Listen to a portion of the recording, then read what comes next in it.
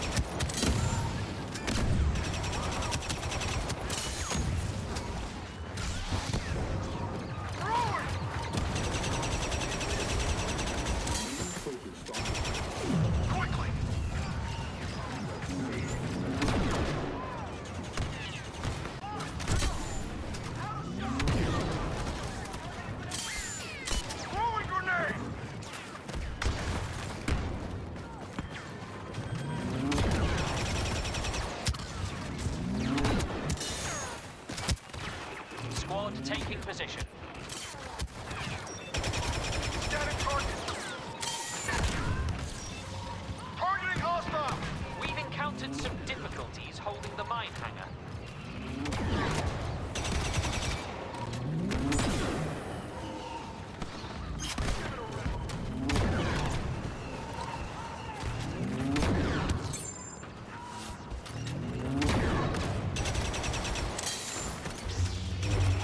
Hangar occupation in progress. Clear for grenade.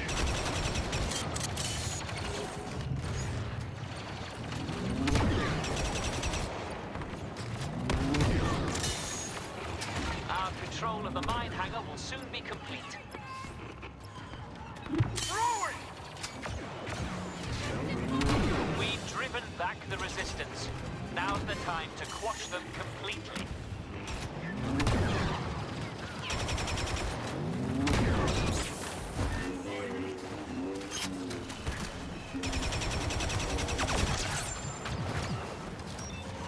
Scanning soldier.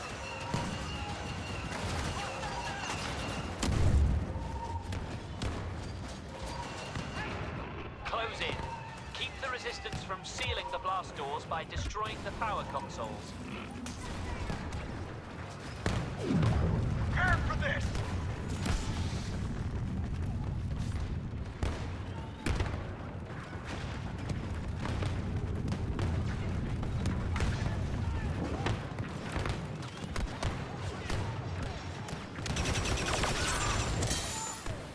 Throwing grenade.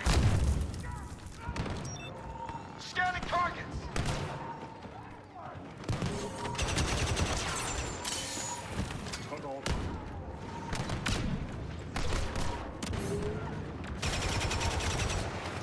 Grenade ready. Go, go, go.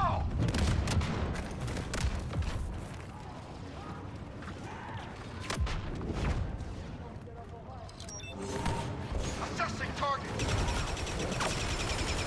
Throwing grenade.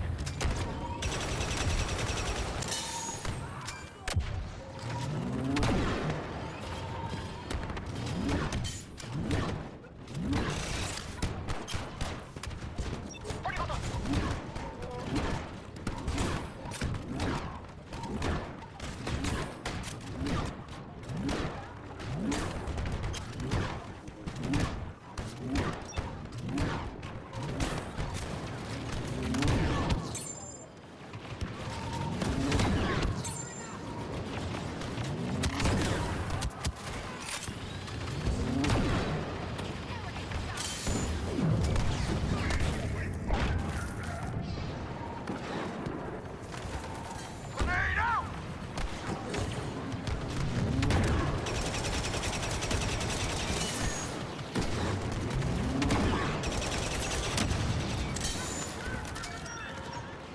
That mechanism's blasted beyond repair.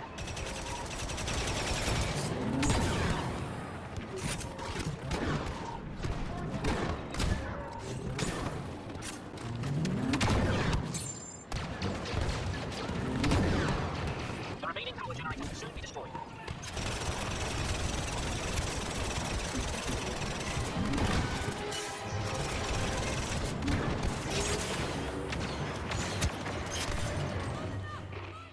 Finally, the Resistance have nowhere left to run. Our revenge is at hand.